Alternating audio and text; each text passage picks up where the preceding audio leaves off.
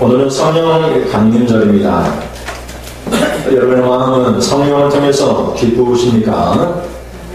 여러분 안에 성령이 있다면 기쁨이 넘칠 것입니다. 어떤 일이 있어도 어떤 환경 속에서도 내 안에 계신 성령님 때문에 기쁨이 생길 것입니다. 마음이 성령을 통해서 기쁘면은 모든 것이 잘 됩니다. 또 어떤 중병에 걸려도 그럴지라도 하나님이 내 안에 계신 예수님이 고쳐주십니다. 내 안에 계신 예수님은 병든 자를 고쳐주셨습니다. 죽은 자까지도 살려냈습니다.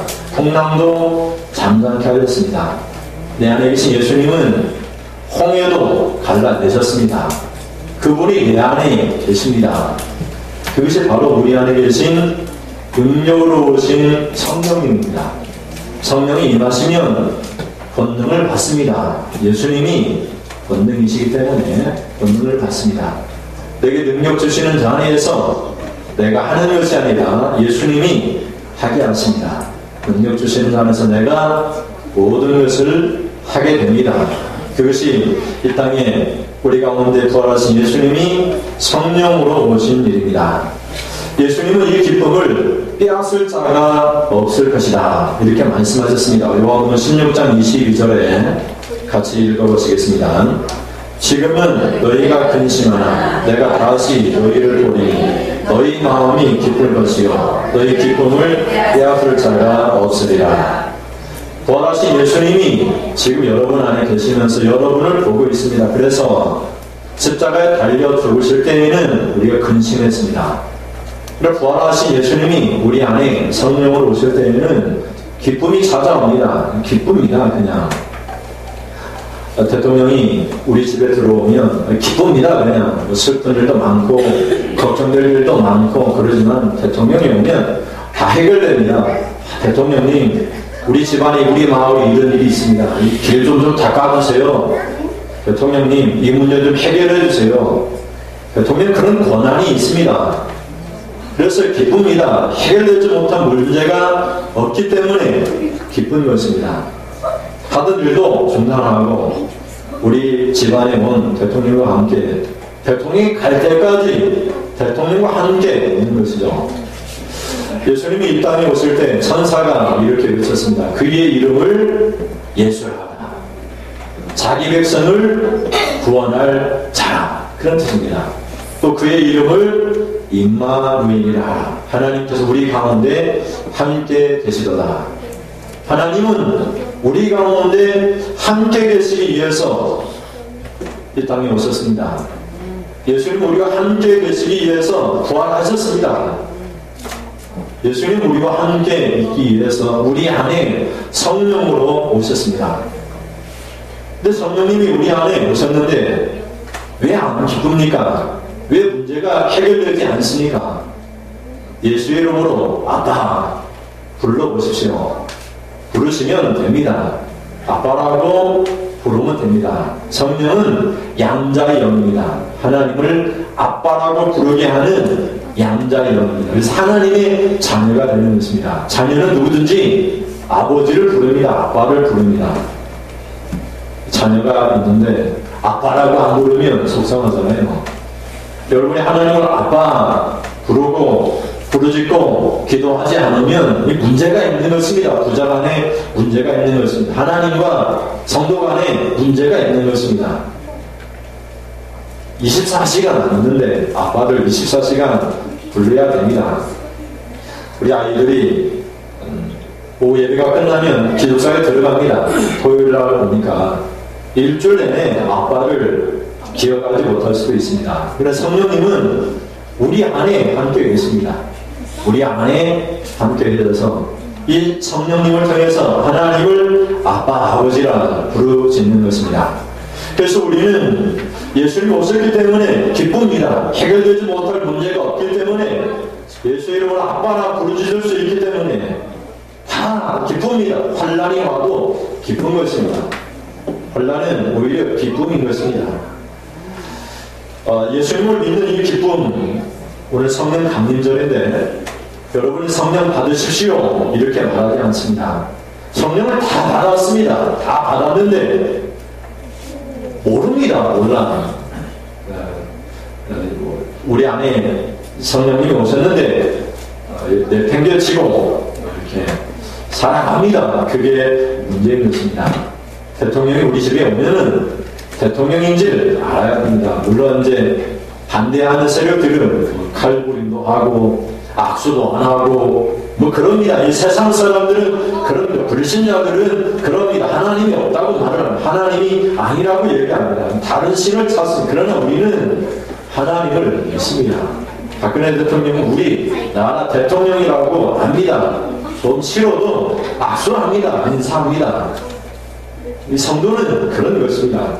그래서 예수님이 우리 안에 오셨기 때문에 예수님의 지배와 간섭을 받고 그것이 기쁜 것입니다. 성령께서 오늘 우리와 함께 하나님의 일에 동력자가 되기를 원하십니다. 이것을 절대로 잊어버리지 마시기를 바랍니다.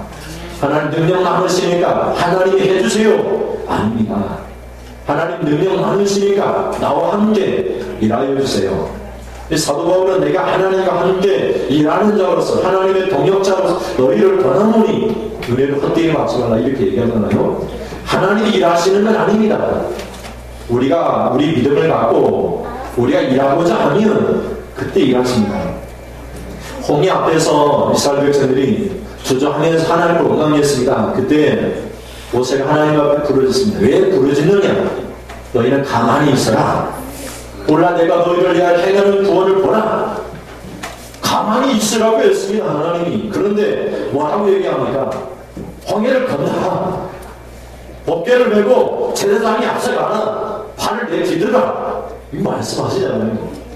가만히 있는다는 것은 우리 생각을 가만히 두는 거예요.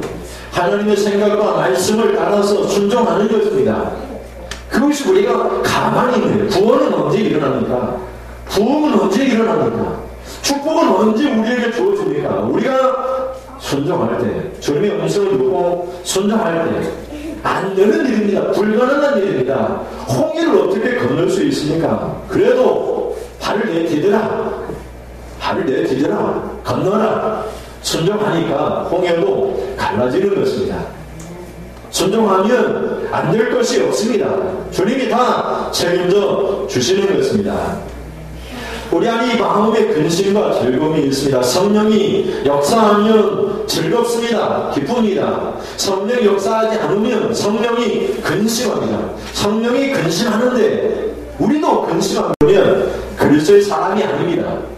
성령이 근심하시면 우리도 근심합니다. 우리도 불안합니다. 성령의 영향을 받습니다.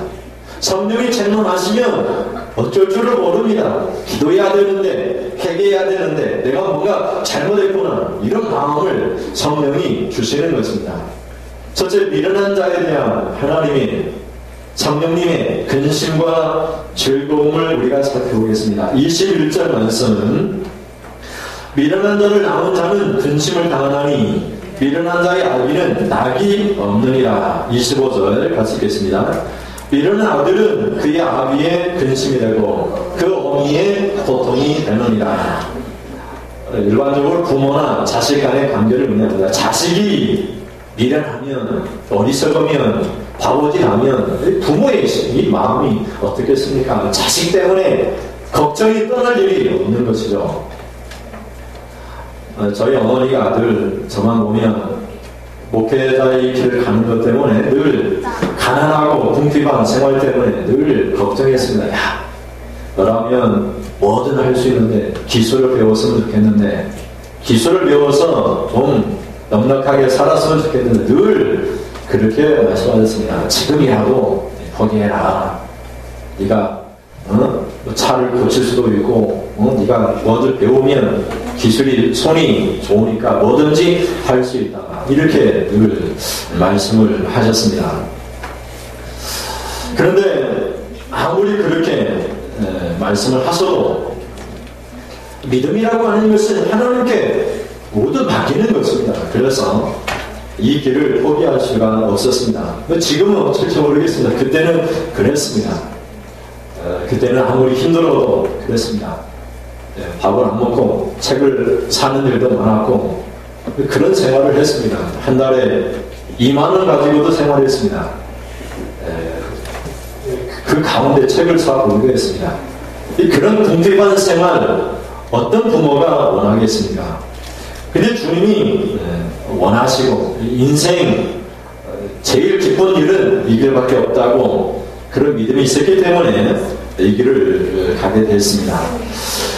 예수님이 이렇게 우리에게 말씀하십니다. 여러분 한번 같이 읽어보실까요? 잠언서 27장 23절 같이 읽겠습니다. 27장 23절 이 양떼의 형편을 부지런히 살피며 내 소떼에게 마음을 주라. 양떼는 이제 성도를 의미하죠. 목사라면 목회자라면 성도의 형편을 부지런히 살피라.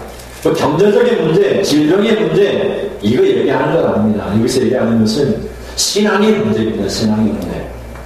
이게 우리 성도님이 믿음 생활을 잘하고 있는가 잘 살피라는 것입니다. 그래서 잘못된 길로 가면 매도되고 잘된 길로 가면 또 잘된 길로 갈 수 있도록 좋은 꼴로 인도하라 이 말입니다. 여기서 얘기하는 뭐 신방하고 살피고 찾아가고 뭐 해결해줘 이런 말이 아니고 신앙의 문제, 말씀대로 살고 있는가, 살고 있는가, 이것을 잘 살펴서 말씀대로 살지 않으면 양을 치라는 것입니다. 그것을 얘기합니다.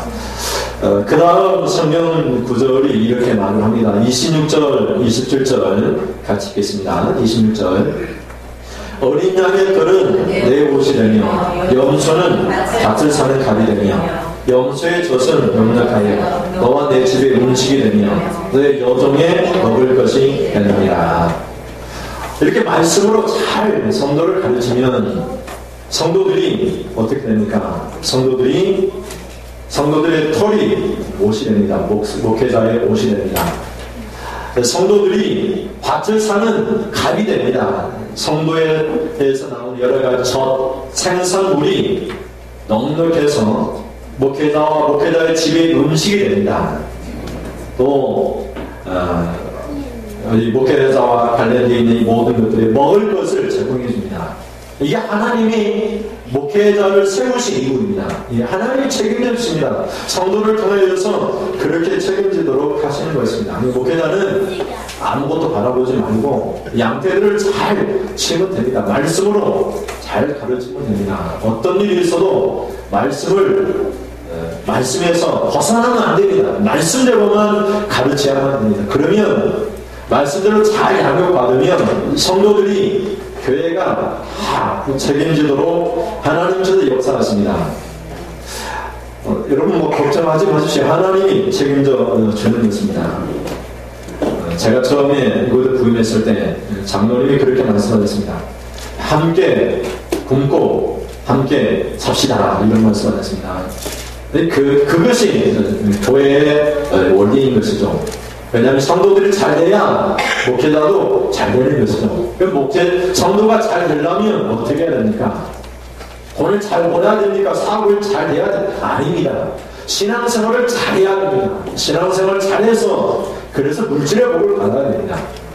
그래야 그 물질의 복을 통해서 목회자가 옷도 사고 밥도 사고 먹을 양식도 있는 것입니다. 예수님도 제자들을 파송할 때 아무것도 필요 없다고 말씀하셨습니다. 내가 너희를 파송하는데 너희는 아무것도 갖지 마라. 아무것도 준비하지 마라. 말씀하십니다. 마태복음 10장 9절에서 10절 말씀 같이 읽어보시겠습니다. 마태복음 10장 9절 너희 전대에 금이나 은이나 돈을 가지지 말고 여행을 위하여 배낭이나 두벌 옷이나 신이나 지팡이를 가지지 말라. 이는 일꾼이 자기의 먹을 것 받는 것이 마땅하니라.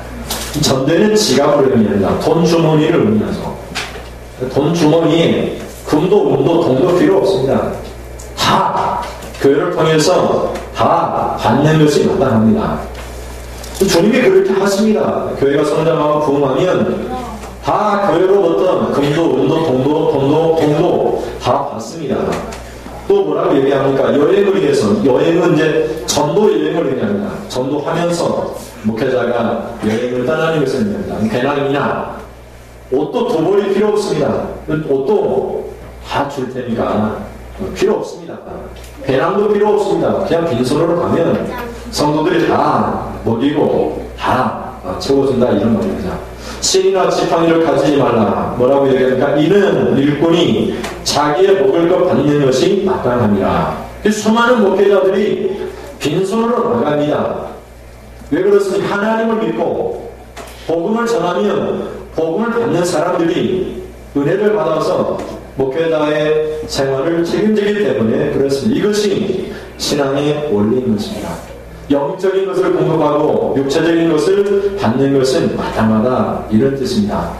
그래서 우리는 그런 어머니의 근심 이런 거 생각하지 않고 하나님이 책임져 주시겠다 하는 믿음 때문에 이렇게 우리가 믿음의 길을 가고 있는 것입니다.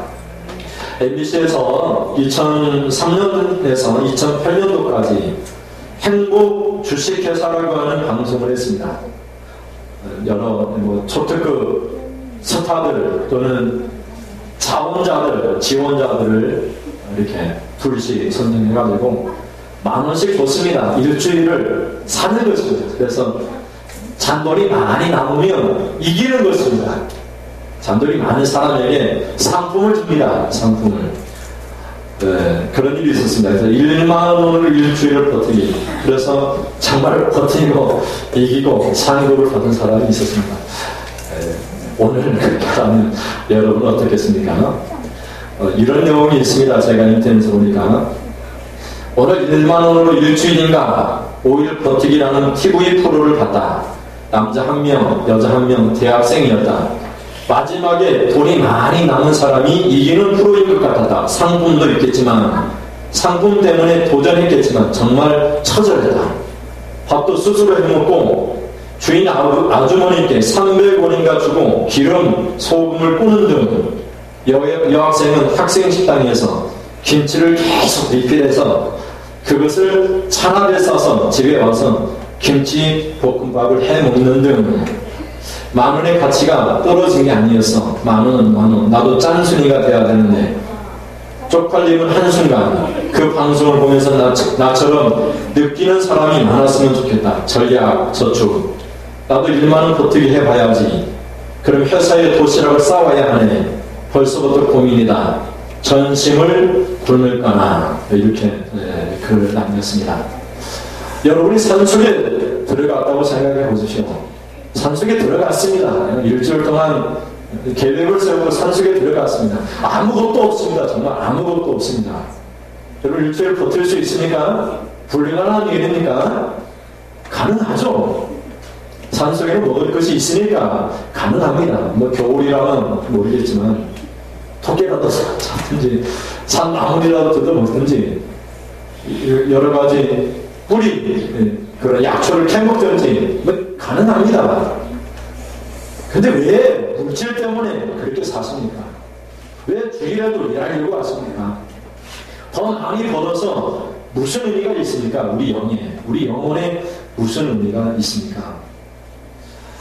믿음 생활하는 성도들은 하나님께 모든 것을 맡깁니다. 하나님이 주실 것이고 없어도 족한 줄 압니다. 필요하면 하나님이 주십니다. 다 필요하면 하나님이 주시고 안 주셔도 족합니다. 내 영혼의 생명을 위해서 족한 만큼 주시는 것입니다. 여러분 한번 도전해 보시기 바랍니다. 1만원 가지고 일주일 한번 버텨보시기를 바랍니다. 다 할 수는 없고 하기도 힘듭니다. 그런데 그게 문제가 아닙니다. 더 큰 문제는 죄의 문제입니다. 죄의 문제. 죄는 하나님의 영광에 이르지 못하게 합니다. 로마서 3장 23절 말씀에 죄는 하나님의 영광에 이르지 못하게 합니다. 하나님께 가까이 가지 못하게 합니다. 하나님을 보지도 못하게 합니다. 하나님 앞에 감사하지도 못하게 하나님께 예배하지도 못하게 합니다. 저 사람이 하나님께 예배하지 않네. 왜 그렇습니까? 죄 때문에 하나님께 예배하는 자리로 나오지 않습니다. 죄 때문에 그렇습니다. 다른 것 때문에 그렇습니다. 돈이 없어서 못 나오는 건 아닙니다. 내가 일해야 되기 때문에 예배하는 자리에 못 나오는 건 아닙니다. 죄 때문에 그렇습니다. 죄는 하나님께 가는 길을 막습니다. 하나님 앞에 가는 감사하고 예배하는 그 길을 가로막습니다. 로마서 1장 21절 말씀입니다. 같이 읽어보시겠습니다.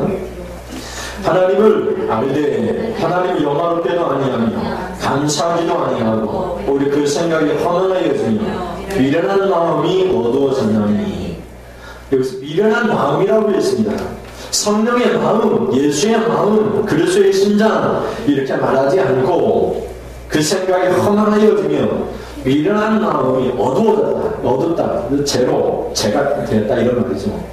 하나님을 알기는 합니다. 하나님 계신 것은 압니다. 세상 사람들도 하나님이 있는 것을 압니다. 마귀도 사탄도 하나님이 있는 것을 압니다. 그런데 마귀는 하나님을 예배하지 않습니다. 하나님 앞에 감사하지도 않습니다. 그러면 우리는 어떻습니까? 하나님을 압니다. 하나님 앞에 감사하고 하나님 앞에 예배합니다. 예배하기 싫을 때는 내게 죄가 있구나, 제가 나를 미혹하는구나, 사탄이 나를 넘어뜨리려고 하는구나, 내가 어리석은 자가 되려고 하는구나, 내가 미련한 자가 되려고 하는구나, 이것을 잊지 말아야만 되는 것입니다. 우리는 예수를 따르는 사람, 예수를 믿는 사람입니다. 예배서 4장 30절 말씀해 보시면 우리가 죄를 지으면 성령이 근심하십니다. 같이 읽어보실까요? 예배서 4장 30절 하나님의 성령을 근심하게 하지 말라. 그 안에서 너희가 구원의 날까지 인치심을 받았느니라. 여러분 안에 성령이 다 있기 때문에 이렇게 교회에 옵니다. 이제 여러분 안에 성령이 계시기 때문에 예배를 드립니다. 성령이 아니고서는 하나님 아빠라고 부르질 수 없습니다. 근데 그 성령이 우리가 죄를 지으면 근심을 하십니다. 왜 근심하십니까? 제 문제를 해결하고 하나님을 예배하고 하나님을 기쁘시게 하는 뜻을 따라 살도록 하기 위해서 우리에게 성령의 근심을 전달해 주는 것입니다. 이 근심이 생기면 바로 하나님을 찾으셔야 됩니다. 이 성령의 근심, 그것이 성령의 즐거움, 기쁨이 될 수 있기를 주님의 이름으로 축원을 드립니다. 지금은 나 때문에 성령이 근심하지만 나 때문에 성령이 기뻐하시고 여러분도 성령의 기쁨을 느끼고 여러분도 기뻐할 수 있기를 바랍니다. 성령은 기쁨의 영입니다. 예수님이면 다 기쁩니다. 어떤 문제도 예수님이 해결해 줄 텐데 문제도 상관없습니다. 환경도 걱정이 없는 것입니다. 둘째는 우리만을 위한 근심이 아닙니다. 우리의 이 근심은 하나님을 알지 못하는 사람들에게, 죄짓고 마귀를 따르는 사람에게로 이 성령의 근심이 그들에게로 전달됩니다. 그래서 나 때문에 성령이 근심하는 그 근심이 이제는 불신자들 때문에 근심하는 근심으로 나가게 되는 것입니다. 22절을 보시면 같이 보시겠습니다. 22절 마음의 즐거움은 양약이라고 심령의 근심은 뼈를 마르게 합니다. 양약이라는 말은 건강하게 된다 이런 겁니다. 좋은 약 이런 뜻이지만 건강하게 된다 이런 겁니다. 마음이 즐거우면 건강해집니다. 죽을 병에 걸려도 마음만 즐거우면 병도 고침을 받습니다. 마음이 즐거우면 됩니다. 근데 마음이 언제 즐겁습니까? 성령의 기쁨, 예수님을 주시는 기쁨, 세상이 빼앗을 수 없는 이 기쁨. 예수님은 나의 기쁨을 너희에게 주겠다고 말씀하셨습니다. 예수님으로 인한 기쁨을 의미합니다. 내가 주님의 기쁘신 뜻을 행하는 그 기쁨 때문에 기쁜 것입니다. 그러면 우리가 항상 기쁩니다. 항상 감사가 넘칩니다. 어떤 병도 문제가 되지 않는 것이죠. 어떤 환경도 어떤 문제도 걱정이 없습니다. 내 안에 예수님이 계신데, 내 안에 능력으로 오신 성령님이 계신데 그분이 해결해 주실 텐데 그래 문제가 되지 않습니다. 여러분이 병들면 누굴 찾아갑니까? 의사를 찾아갑니다. 우리의 심령이 병들고 즐거움이 없으면 누굴 찾아갑니까? 하나님을 찾아가야 됩니다. 여러분 얼굴이 좀 삐지고 슬픔이 있고 근심되면 누굴 찾아가야 됩니까? 하나님을 찾아가야 됩니다. 하나님이 성령을 충만케 하여 주셔서 기쁨을 주시는 것입니다. 시편 50편 15절에 보면 헐난날에 나를 부르라 내가 너를 건지리니 네가 나를 영화롭게 하리로다. 환난이 문제가 아닙니다. 환난날에 내가 주님을 부르느냐가 문제인 것이에요. 부르면 건져주시는데요. 환난이 문제가 아닙니다. 부르기만 하면 건져주시는데 하나님 감사합니다. 건져주셨습니다. 구원해주셨습니다. 하나님을 영화롭게 합니다. 찬송합니다. 이런 고백이 나오는데요. 왜 우리가 찬송이 약합니까? 환난을 당하지만 하나님께 부르짖지 않기 때문에 그렇습니다. 내 안에 성령님이 계신데 성령님과 함께 성령의 기쁨을 느끼지 못하기 때문에 그렇습니다. 다윗은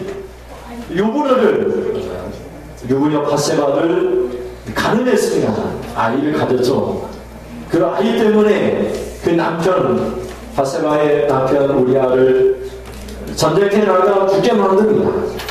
나단 선지자가 다윗을 책망했습니다. 다윗은 하나님 앞에 통해했습니다. 통해라는 말은 아프다, 아파서 돌이킨다 이런 말입니다. 여러분 제 때문에 아픈 적이 있습니까? 아파서 너무 아프다, 돌아가야 되겠다 그런 마음이 생긴 적이 있습니까? 이 통해는, 회개는 아픈 것입니다. 아픈 것. 그 죄 때문에 아픔을 느끼는 것입니다. 이래 나가면 내가 죽겠지, 이래 나가면 큰일 나겠지 하고 주님을 찾는 것입니다. 다윗이 어떻게 하나님을 찾았습니까? 시편 51편 8절에서 12절 말씀인데요. 같이 한번 읽어보시겠습니다. 8절 내게 즐겁고 51장 8절 내게 즐겁고 기쁜 소리를 들려주시사 주께서 꺾으신 뼈들도 즐거워하게 하소서. 주의 얼굴을 내 죄에서 돌이키시고 내 모든 죄악을 치워주소서. 하나님이여 내 속에 정한 마음을 창조하시고 내 안에 정직한 영을 새롭게 하소서. 나를 주 앞에서 쫓아내지 마시며 주의 성령을 내게서 거두지 마소서. 주의 구원의 즐거움을 내게 회복시켜 주시고 자원하는 심령을 주사 나를 붙드소서. 죄는 어떻습니까? 주의 구원의 즐거움을 잃어버리게 뺏어가 버립니다. 주님 나를 용서해 주셔서 이 즐거움을 회복시켜 주세요. 다시 즐겁기를 원합니다. 다시 기쁘기를 원합니다. 내게 기쁨을 주세요. 다시 기쁨을 주세요. 내게 자원하는 심령을 주세요. 제가 들어오면 절대로 하나님 일 하지 않습니다. 전도도 안 합니다. 기도도 못 합니다. 예배 드리는 것도 힘듭니다. 제가 그렇습니다. 그런데 제 문제가 해결되면 어떻습니까? 자원하는 심령이에요. 자원하는. 누가 뭘 하라고 그런 말 하지 않아도 자원하는 심령이 된다. 여러분 오후에도 나오고 수요에도 나오고 막 새벽에도 막 자원하는 심령에 대해서 어쩔 줄 몰라 내가 하고 싶어서 나오는 것입니다. 그것이 제 문제를 해결한 성도의 모습인 것입니다. 기쁘고 즐겁고 자원하는 심령이 그리하면 내가 범죄자에게 주의 도를 가르치리니 죄인들이 죽게 돌아오리이다. 내가 회복되어지면 나 때문에 성령이 근심하시고 이제 나 때문에 성령이 즐거워하시면 나 때문에 즐거우세요. 나도 즐겁고 나 때문에 성령이 기쁘고 즐겁고 내가 자원하는 심령이 되면 그러면 내가 어떻게 됩니까? 내가 기쁘니까 이 기쁨을 죄를 짓는 사람들에게 이야기하는 것이죠. 그래서 13절이 그렇게 말하는 그리하면 내가 범죄자에게 주의 도를 가르치리니 죄인들이 주께 돌아오리이다. 내가 주님을 만나면 주님의 복음을 전하게 되어 있습니다. 주님을 안 만나면 복음을 전하는 게 힘듭니다. 자원할 수도 없습니다. 할 수도 없습니다. 하기도 싫습니다. 근데 제가 해결되고 주님 만나고 내 심령이 성령의 기쁨을 느끼면 그리하면 범죄자에게도 주님의 복음을 가르칩니다. 전합니다. 이것이 성도의 신앙생활인 것입니다. 여러분 다 주님을 만났습니다. 주님의 기쁨, 성령의 기쁨을 누려보십시오. 여러분의 죄 문제를 다 해결하고 즐거움을 회복해 보십시오. 주님 만난 즐거움을 회복해 보십시오. 자원하는 심령을 회복해 보십시오. 그러면 저 죽어있는 영혼들을 보면서 불쌍한 마음이 듭니다. 눈물이 납니다. 그들을 위하여 내가 알고 있는 즐거움을 전하게 되어 있는 것입니다. 죄 때문에 성령이 나를 위하여 근심하시고 내가 주님 앞에 돌아오면 성령이 그 똑같은 근심을 나에게 주셔서 이제 나를 위하여 근심하는 것이 아니라 죽어있는 영혼들을 위하여 근심하게 하시는 것입니다. 아, 저 사람들 안 됐다. 저 사람들 지옥 갈 텐데 안 됐다. 그런 근심을 성령이 나한테 주시는 것이죠. 사도 바울을 보십시오. 로마서 9장 1절에서 3절입니다. 같이 읽어보시겠습니다. 내가 그리스도 안에서 참나를 갖고 거짓말을 아니하노라. 나에게 큰 근심이 있는 것과 마음이 그치지 않는 고통이 있는 것을 내 양심이 성령 안에서 나와 더불어 증언하느니 나의 형제 곧 고르게 친척을 위하여 내 자신이 저들을 바라 그리스도에게서 끊어질지라도 원하는 바로라. 그들은 이스라엘 사람이야. 이스라엘 사람, 자기 백성이 예수님을 안 믿습니다. 안 믿어요. 지옥 갈 백성들이. 그래서 사도 바울이 말을 하는 것입니다. 내가 참말을 합니다. 거짓말이 아닙니다. 내가 저주를 받아 지옥에 갈지라도 원하는 것이 하나 있습니다. 내 마음에 큰 근심과 끊어지지 않는 고통이 있습니다. 내 백성 이스라엘에 하여 느끼는 고통입니다. 여러분들 이런 고통을 느낄 수 있기를 바랍니다. 예수님은 십자가를 지시면서 여인들이 따라오면서 예수님 십자가를 지고 고통 채찍에 맞으시는 거 보면서 막 울었습니다. 그때 예수님 말씀, 야, 나를 위하여 울지 말고 이 예루살렘 백성들을 위하여 울라. 이 20대 이스라엘 백성들은 예수님을 버렸습니다. 십자가에 못 가. 저들 위해서 울라. 주님을 위해서 울지 마십시오. 누구를 위해서 울어야 됩니까? 지옥 갈 영혼들을 위하여 울어야 됩니다. 먼저는 나 자신을 위하여 울고 내가 회복되어지면은 사도 바울처럼 내게 큰 고통, 끊어지지 않는 근심이 있던데 내 백성 고륙 친척을 위한 지옥 갈 백성들을 위한 고통의 그 근심인 것입니다. 그런 근심을 성령이 우리에게 주신 것, 그것이 성령 충만한 성도의 삶입니다. 성령이 충만한 감정이 아닙니다. 느낌이 아닙니다. 부흥에 막 은혜 받았다, 찬송한다, 손뼉친다, 방언 받았다, 그게 아니다. 그것은 어떤 성령의 표현일 뿐입니다. 성령이 충만해지면 이런 근심이 생깁니다. 나를 위한 근심, 불신자를 위한 근심이 생기는 것입니다. 셋째는 이 성령님이, 예수님이 우리에게 가까이 계시다는 말씀입니다. 어떤 사람들은 은혜 받기 위하여 성령 충만을 받기 위해 기도원이나 유명한 목사님 찾아가 설교를 듣습니다. 그때는 성령 충만한 것 같습니다. 그러나 여러분 다시 여러분의 제자리로 돌아가면 성령 충만합니까? 성령이 오셨다가 가셨습니까? 네, 그럴 수 없는 것입니다. 24절을 보시면 24절 같이 읽어보시겠습니다. 24절 죄는 명철한 자의 앞에 일거를 일어나는 자는 눈을 땅끝에 두느니라. 예수님은 우리 앞에 있습니다. 우리 안에 있습니다. 우리 안에 우리와 함께 계십니다. 성령이 우리와 함께 증언하십니다. 성령이 우리와 함께 있습니다. 그런데 미련한 사람은 어디까지 갑니까? 땅끝까지 찾아 헤맵니다. 땅끝까지 눈을 살피고 어디 가야 은혜를 만나, 어디 가야 복을 만나, 이렇게 생각합니다. 여러분 사실 성경책 한 권만 있어도 은혜를 받습니다. 성경책 하나만 있어도 은혜 충만합니다. 성령 충만합니다. 무엇이 문제입니까? 우리 마음이 문제입니다. 마음을 열어놓고 예수님을 영접하지 않기 때문에, 내 안에 계신 예수를 보지 않기 때문에 자꾸만 다른 데로 눈을 돌리려고 하는 것입니다. 성경을 보시면 성령님이 이렇게 말씀하십니다. 요한복음 14장 26절에 보면 진리의 영 성령 그가 너희에게 모든 것을 가르치실 것이다. 이런 말씀. 성령이 나에게 모든 것을 가르치십니다. 모든 것을 다 알고 있습니다. 왜 못합니까? 몰라서 못하는 건 아닙니다.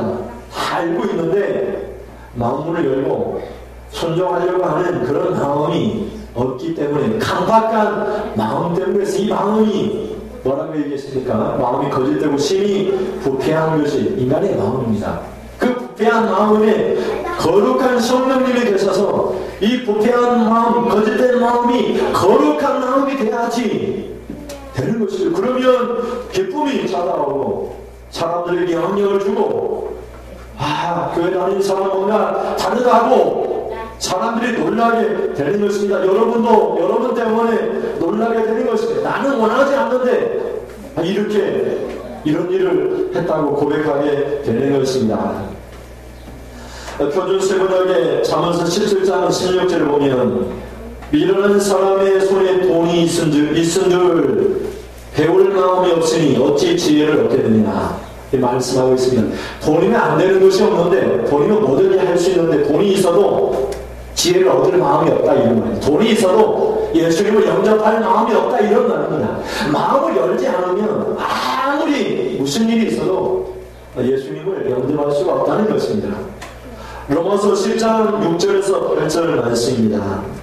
같이 읽어보시겠습니다. 로마서 10장 6절 8절 6절 믿음으로 말미암는 은은 이같이 말하되 네 마음에 누가 하늘에 올라가겠느냐 하지 말라 하니 올라가겠느냐 하면 그리스도를 모셔 내리려는 것이요 혹은 누가 무저갱에 내려가겠느냐 하지 말라 하니 내려가겠느냐 하면 그리스도를 죽은 자 가운데에서 모셔 올리려는 것이라. 그리고 무엇을 말하느냐 말씀이 네게 가까워 네 입에 있으며 내 마음이 있다 하였으니 곧 우리가 전파하는 믿음의 말씀이다.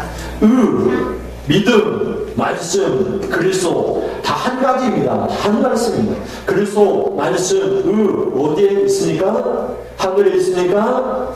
저 무저갱이에 있으니까 어디에 있다고 말하고 있으니까 예수님이 말씀이 네게 가까워 내 입에 있으며 네 마음이 있다. 예수님이 우리 마음에 있습니다. 마음에. 예수님이 우리 마음에 있는데 왜 안 기쁩니까? 예수님이 내 안에 계신데 왜 그분이 안 보입니까? 그분이 나를 보고 있는데 어찌 우리가 하나님을 예배하지 못하겠습니까? 하나님을 아빠라고 부르짖고 기도하지 않겠습니까? 여러분 안에 예수님 계십니다. 그분을 우리는 압니다. 봅니다. 그것이 믿음의 생활입니다.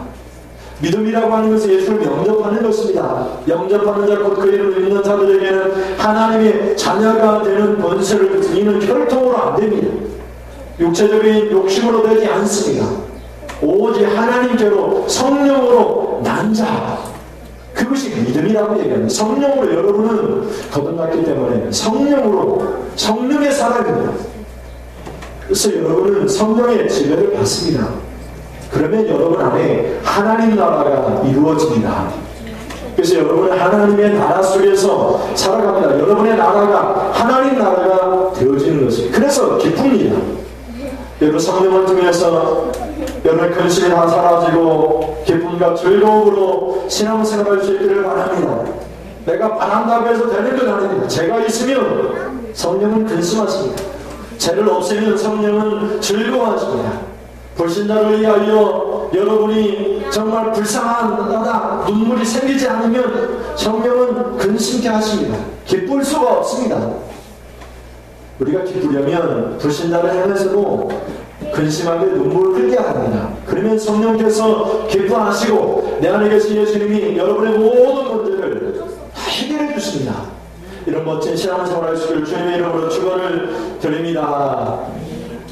우리 함께 같이 기도하기를 원합니다. 기도할 때 예수님, 성령님 내 안에 계십니다. 성령님들 의식하면서 성령님 근심할 때 즐거움으로 바꾸도록 죄를 회개하겠습니다.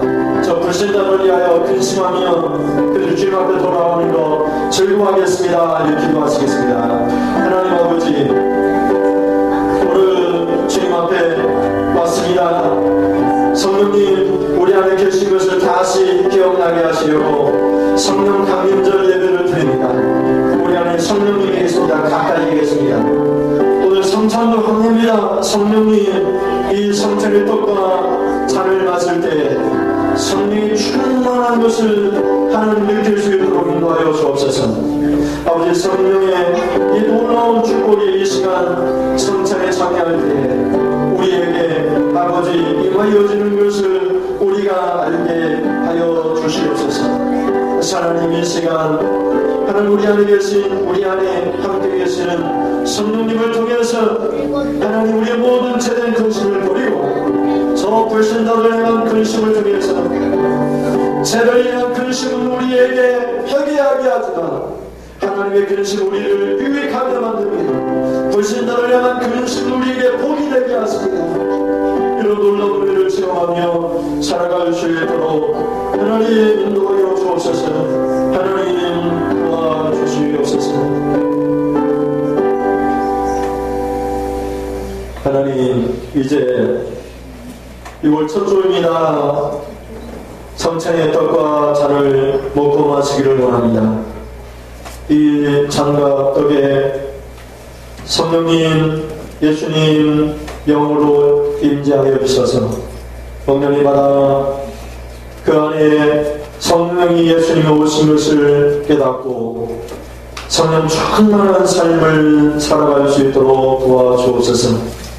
성령이 계신데도 보지도 않고 의식하지도 않고 살아가려고 하는 우리의 죄성을 모두 다 용서하여 주시고 이제는 성령의 근심이 책망이 성령의 기쁨과 즐거움이 되어 우리의 기쁨이 되도록 인도하여 주시옵소서. 예수님의 이름으로 기도드립니다.